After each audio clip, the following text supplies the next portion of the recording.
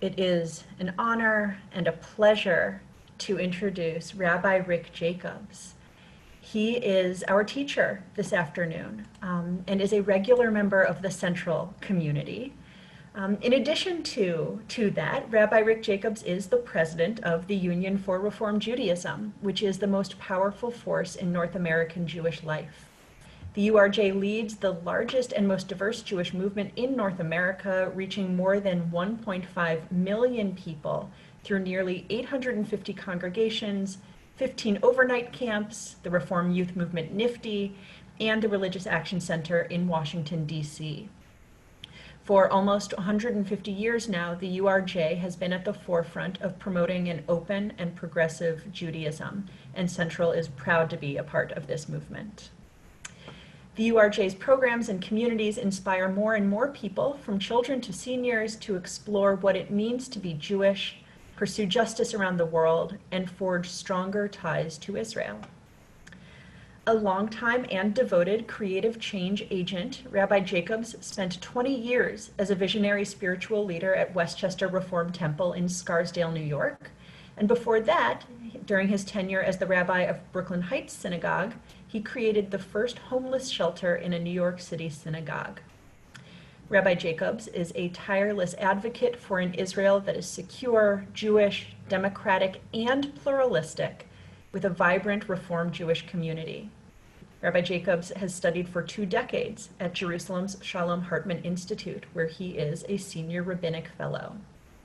Rabbi Jacobs is regularly featured in media outlets such as the New York Times, the Washington Post, Haaretz, The Forward, NPR, and CNN, among many, many others. Rabbi Jacobs and his wife, Susan Friedman, have 3 children, Aaron, David, and Sarah. And as I mentioned, Rabbi Jacobs and his family sometimes call Central one of their homes. And it is just a pleasure to have you with us and to teach us today. All you. Thank you, Rabbi Berman, and good afternoon, Gemar Chatima Tova, to all of you joining us for this learning session. It's an honor every year to be with you for Yom Kippur, and this is that time in the day when we start to droop a little bit. So I'm hoping that we can maybe gain a little bit of strength together as we do some learning. And the framework that I want to have us dive into is something that I think is both real and challenging, and that is the moment that we are in. So let me just say a sentence about Shana Tova. We say it all the time, Happy New Year. Year in Hebrew, Shana. To change is Leshanot. So there is a fundamental common thread to a new year and change. Obviously, change can be the seasons, but there's a deeper change that we work on these high holy days, especially. And Rabbi Yitzhak Greenberg said it best, when we think about the holidays, are we thinking about honey cake or teglach or some of the delicious things we eat? Or is the fundamental work of the high holidays about how each of us can change, can become the people we dream of, hope to be, and yearn for? And that, of course, is our challenge today. So I want to put right out there 2 fundamental places. Where do I start? If it's all about change, we got a new year, new possibilities, new hope, where do I start? Can I start working on the whole universe or the world? Or maybe I ought to start with myself. So here's a genuine question. Look at these 2 pictures in front of you. I want you to say that one of these is where you start. Where's your default setting as a person, as a seeker within the Jewish community? Tikkun midot is that work of changing ourselves, becoming the people we want to be. Tikkun olam, we'll talk more about both of these, is about changing the world. So are you more likely to be that person on the picket line or in the march? Are you that person who's taking the deep, reflective, contemplative meditation and personal growth? So I want to see, by the way, find your chat. If you don't have that chat nearby, I want to see it. I want to see just rough terms. Put an A or a B. Are you a person who starts with Tikkun Midot? Or are you a person who's all about the urgent moral causes that you have to go out and be inactive on? So let's just take a really quick unscientific poll here and see where a lot of us are falling out. Look at that. People like, my goodness, look how fast everybody can type. No one's feeling that droopiness of the holiday moment that we're in. So it turns out that we're probably mixed, and we are probably, by the nature of who we are, our personalities, we might gravitate one to the other, but I'm going to see if I can push us beyond the place where we are most comfortable and to see how we actually do this work in its most essential form. So a lot of times people think being Jewish is going to Hebrew school, or sometimes it means feeling guilty, or maybe it means reading endless tomes of Jewish thought that you don't totally understand. But one of the great Hasidic masters, the Kotzker Rebbe, said it's pretty simple. One of the pillars of the spiritual life is to grow and to work and become who we are meant to be.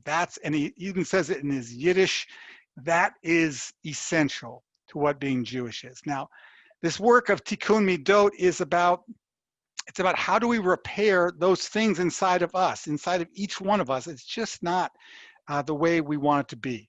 So I want you to just look at this list of these soul traits. These are midot. These are character traits.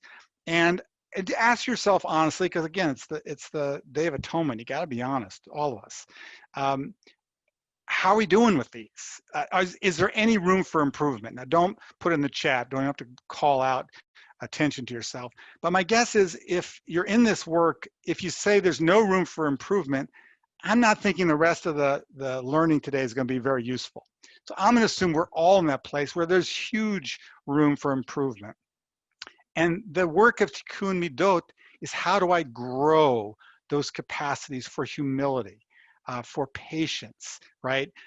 When I'm late for work and I'm in the subway and there's no trains, they're not coming. How do I have that inner strength to be the person I want to be? How do I treat everybody with kavod? Again, these are things that we want to grow within us.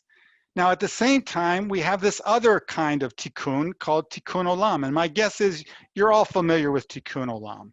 I was once leading a birthright group in Tel Aviv. We were in this synagogue, and a wonderful participant put her hand up and she said, Rabbi Jacobs, what's the Hebrew for tikkun olam? And of course, the irony of that wasn't lost on me, but it's actually something that's so common in our discourse, we might forget that it is a fundamentally Jewish phrase. And on the top of the screen is the prayer we call Aleinu, which we say at each and every service. We'll say it again this afternoon. That fundamental to being a person of faith in our Jewish tradition is letaken olam, to repair the brokenness of the world. Now, some people think that the Reform movement has, made that a central point of the tradition, but hey, go back to Isaiah. You're going back, probably a good 2,700 years. And what does Isaiah say in this opening chapter? Here's what's essential: seek justice, undo oppression, defend the fatherless, plead for the widow. Fundamental. And then Amos says, you're into this holiday, you're into Sukkot and Rosh Hashanah and Pesach. God says, I don't really care essentially about those. What I care about is that justice roll down like waters. So right away, we have this dichotomy within the prophetic tradition. We have this beautiful prophetic reading today from Isaiah 58. And I have in the photograph that's outside the Jefferson Memorial, that's a group of Litaken high school students spending a long weekend in Washington, D.C. at our Religious Action Center, growing the muscles for Tikkun Olam. But it turns out that it's also part of the afternoon's Torah reading from Leviticus 19. And yet, lest we think that Judaism is mostly about prayer and study, and it is about those things, Leviticus 19 says, hold on, that's not all that's critical. And it talks about the wages of the laborer. You can't actually say, I'm busy, so I'll pay you tomorrow. You can't do that. You got to pay right then and there. Look at the judgment. You can't render unfair decisions, whether you're a judge or just a person, maybe a business person. And you can't stand idly by while your neighbor bleeds. It looks like being Jewish is about ethical behavior in the world, about society. So Tikkun olam is not something the Reform movement created. It is something, however, that some within our Jewish community are saying is not as valid as study, holiday observance, and prayer. And what I'm going to try and say loudly through the sources is that is exactly what the Jewish, it is a braid of all those essential elements. Now, you may know some of these names. You have Rabbi Abraham Joshua Heschel, arguably one of the most prominent modern Jewish philosophers. He coined this imagined term that he was a professor at the Jewish Theological Seminary. And the other faculty members said, where do you go when you disappear for days at a time? And he was actually going to march for civil rights in the South. And he has this beautiful image that his daughter, Dr. Susanna Heschel, teaches at Dartmouth. He just said, you know, when we were marching from Selma to Montgomery, legs are not lips and walking is not kneeling. And yet our legs uttered songs. Even without words, our march was worship. I felt my legs were praying. Rabbi David Saperstein, arguably our modern day Isaiah in the Reform movement, led our Religious Action Center, says, if you take out the thread of social justice, it's woven into every part of the garment we call Judaism. And if you pull it out, the whole thing unravels. Just tuck away Frederick Douglass, the former slave abolitionist who wrote that amazing sermon about July 4th that many of us paid close attention to. He actually maybe coined the idea of praying with my legs. I've been praying for a long time until I get out there and really protest. I will not see this change. We will not either. Now, the guy in the picture, I'll admit that is me. If anybody can quickly put the street, the avenue in New York City that I am on, that will be extra credit, and at Breakfast you'll get some extra kugel. I'm just going to make that blanket statement. I don't know if it's something I can act on. Did I see someone in the chat? Did someone say Fifth Avenue? Nope, nope. Did someone say 7th Avenue? Nope, nope. 6th Avenue. And it's back in June, and we were marching after the death of George Floyd, and it was Shabbat afternoon, and to me, it was urgent as my prayer that morning in my study that we march. And look, there's social distance, we're wearing masks, we're doing it responsibly, but we are doing it because it's not Shabbat or social justice. It's not prayer or, it's an and. Now the question many of us have is, if I work really hard on myself and I get those qualities of kavod and honor and humility and chesed and loving kindness, when I work on those, will it automatically make me more kind out in the world and do more acts of justice? Is there an automatic connection? And I would just pose that in the chat. Does anyone think that's an automatic, or is that sometimes actually not a thing that happens because you do that inner work that automatically it leads to the kindness? Now look at these three people walking.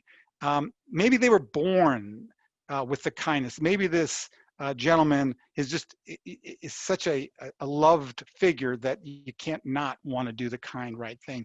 But for many of us, there's sometimes this disconnect between people who spend all their time working on their inner work, and does it actually lead them to be better people?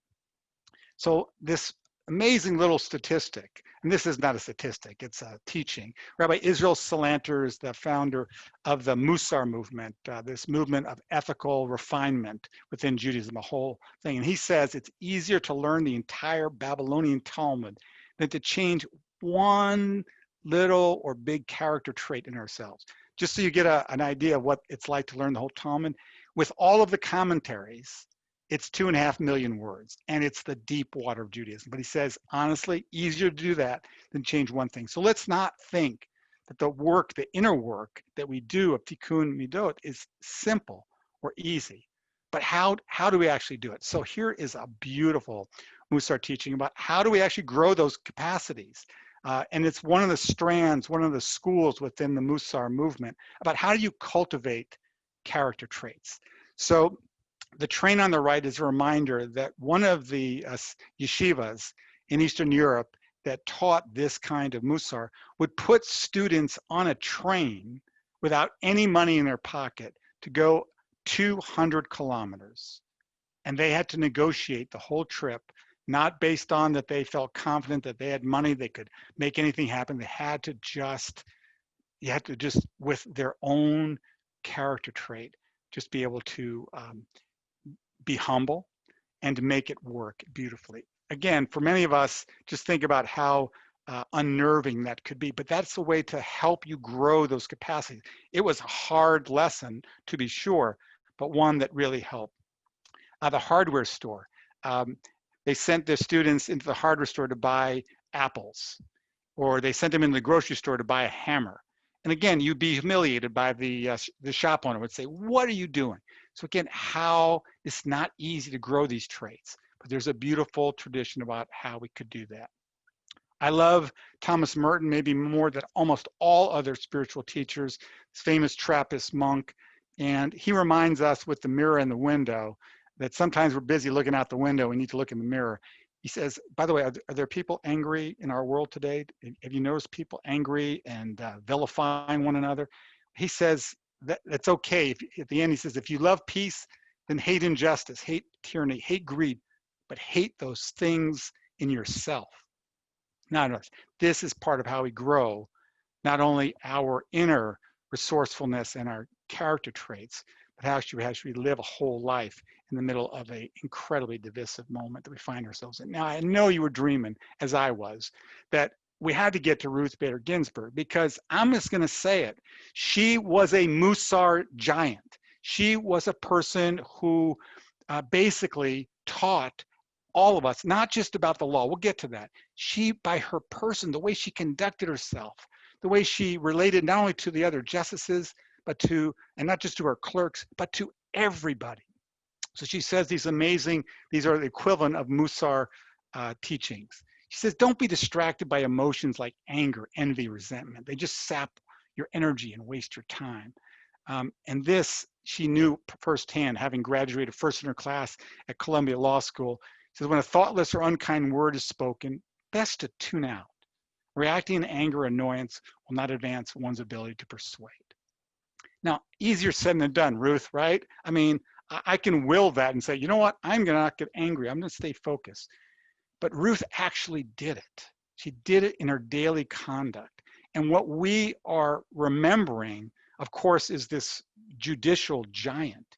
But we're also remembering this person who, in her marriage, also learned sometimes you have to be a little deaf. Don't hear everything. Don't remember everything. And she also said that's true on the Supreme Court. I don't want to remember all the comments, many of them unkind at the beginning. So again, where can we draw strength? Who are some of our role models? It's not just bearded people from the 19th century. I'm sorry.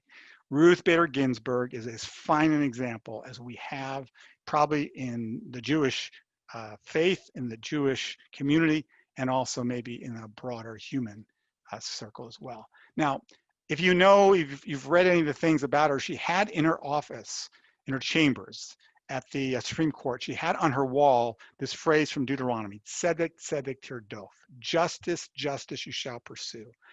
And it was important to her. It inspired her. When she woke up every day, she went into her chambers. This was an animating force in her. She wasn't as ritually observant as others, but this was urgent to her. And the question is, you know, she's a judicial giant. If you're interpreting law, why say justice twice? I mean, once would have been enough. Was it a tautography, a mistake by the scribes? No, there's got to be a purpose. So Rabbi Yaakov Yitzchak has a beautiful teaching, which I think I'll just give you that and hold it. He says, the pursuit of justice must also be done justly, unblemished by invalid means, with lies and surreptitiousness, as some permit themselves under the flag of the worthy cause. The ends do not justify the means. If we're going to fight for justice, and Ruth Bader Ginsburg fought for justice every single day, we have to conduct ourselves as decent, thoughtful, caring people of integrity. That was her way. So it's not just what she won in the big legal battles, it's how she conducted herself. If we had more time, we'd go back and look at some of these, but I'm just going to take us into, maybe I call this the inner sanctum of Ruth's brilliance.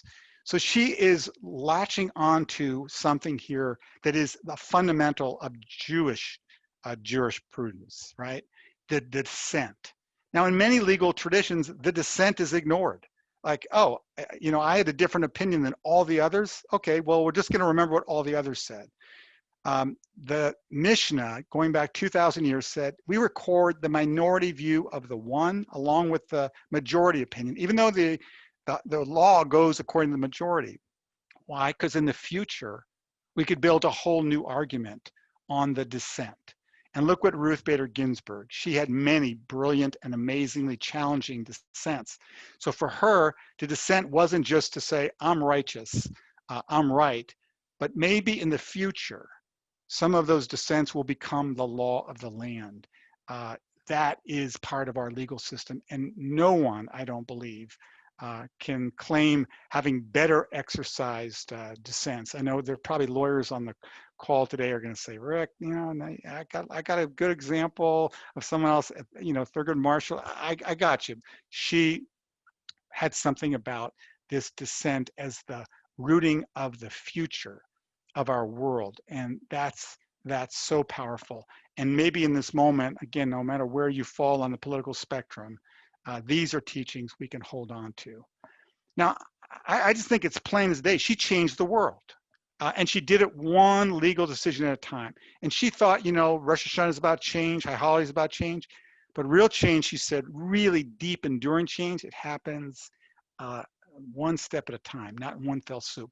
And look what she just reflected on we the people in these United States and how we started off saying we the people, but it didn't actually include very many people. And it grew and it grew. So for us all to feel, for those of us who are the social activists or even the Tikkun midot people, we've got to be disciplined. We've got to take the long view, and we've got to be as rigorous and as determined as our Ruth was. Now, here's also something that has a biblical and a Talmudic teaching attached. What we know about Ruth Bader Ginsburg is she was unbelievably close to Antonin Scalia, her fellow Supreme Court justice, and they could not have been more at odds ideologically. So that's like Hillel and Shammai. You can actually be sparring partners with ideas, really serious ideas, but not have it spill over into the interpersonal relationships. She is our model for that, and what a powerful teaching that is for all of us. So can I just ask, no politicians, you can't do this with politicians, I'm sorry, I'd make a rule, it's Yom Kippur. Think about a public figure, maybe an artist, an athlete, scholar, somebody who did a lot of good in the world, but they weren't such a decent, good person. There is no automatic connection. We've got people who have been, incredible leaders of movements for social change, who, when it came to a close scrutiny of their interpersonal lives, they did not embody the very best. Now, here's something I want to say, particularly because this is a gathering of Central Synagogue members on this Yom Kippur afternoon. Why be part of a religious community? Because in religious community, we actually have people who help us work on our becoming our best selves. We have people who can actually give us that loving rebuke when needed. We have people who can also say, hey, we're going to do this. We're going to feed in our central program. We feed hungry people. Come with us. So being part of a religious community is to be part of a group of people that are all yearning and working and trying to move themselves forward on this journey. Now, the same Israel Salanter, remember the guy who said you could learn the whole Talmud more easily than changing one character trait? He has a suggestion. You know what? Tikkun midot, tikkun olam. Start with yourself, and then maybe your family, and then maybe your town, and then maybe your world. And honestly, I think he's right, but only if you have an infinite life to live. What we know on Yom Kippur is we don't have infinite time. And we do not have the luxury to start with ourselves, work for a good, 60, 70 years, and then maybe we'll extend ourselves outward. If that were the case, this would be wise teaching. I actually want to suggest that some of the kind, humble people, they are like people who put pebbles in a lake. It just ripples out goodness. So even if the person is not a leader of a social change movement, they may be able to affect a lot by how they conduct themselves. And I'm also going to suggest that by regularly doing work of Tikkun Olam, it actually changes us, become less ego-centered, less about me, and more about we, more about what I can do for others. So that's why we can't just do the start with yourself for a long time, then maybe we've got to do these together. And that is not so simple.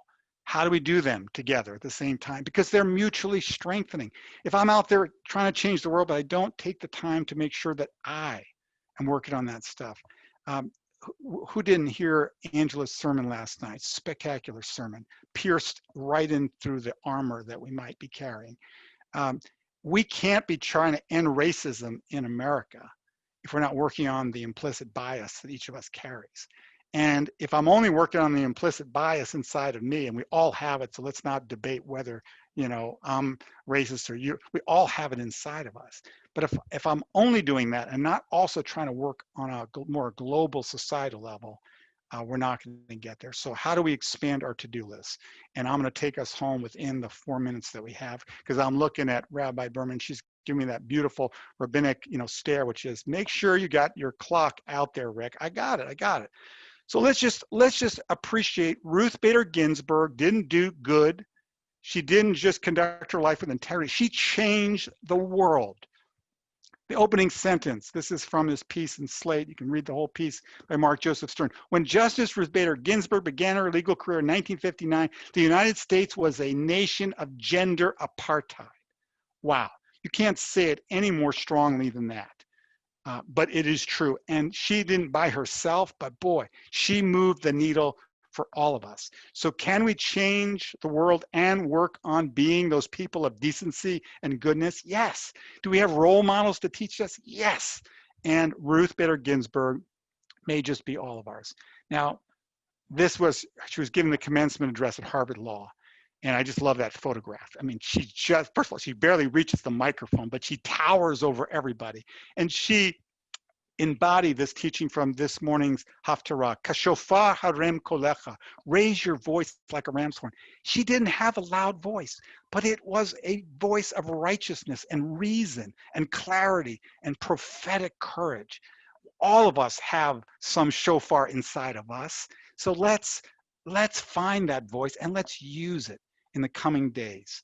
Now, I think all of us saw this image of her lying in state, the first Jewish woman to lie in state. And I love that she gave this talk a couple of years ago on the high holidays in a synagogue in DC.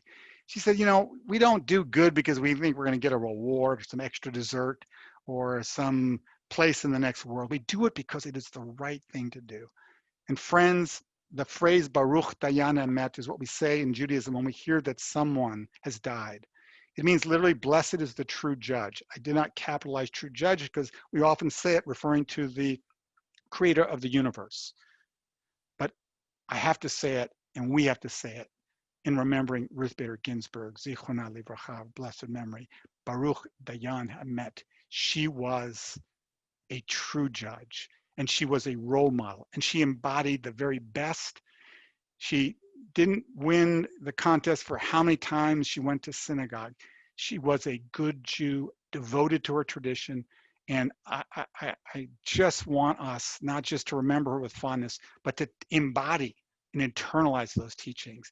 And I want to also just, in my last slide, tell us that it's a big year ahead. It's going to be a hard year. There's a lot of work to do.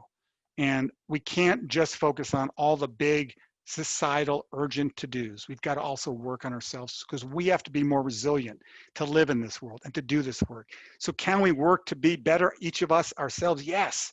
And can we simultaneously do good? Yes. So it's not Tikkun midot or Tikkun olam. It's Tikkun midot and Tikkun olam. The world is counting on us. The year is waiting for us. The examples are in front of us. The teaching comes from every part of our tradition. Be inspired. We've got a couple more hours to go on this Yom Kippur, but we got a year ahead of us. Let's each of us do this inner work and the outer work. So wherever your comfort was at the beginning, expand your repertoire. If you're only a social justice person, add some of that inner work. If you're loving inner work and you're not so busy ever showing up at add to it. Let's each grow the muscles for this work. And in so doing, we will shape a more just, a more compassionate, a more healthy, a more respectful, a more honorable, a more kind, and a more blessed year ahead. Gamar Chatima Tova. May the year be blessed for you, and even more so, may you help all of us bless this new year together. Kenya Hiratzon. Thank you so much, Rabbi Jacobs. What an extraordinary privilege it is for us to learn from you and to learn these specific lessons on this specific day. We can't thank you enough.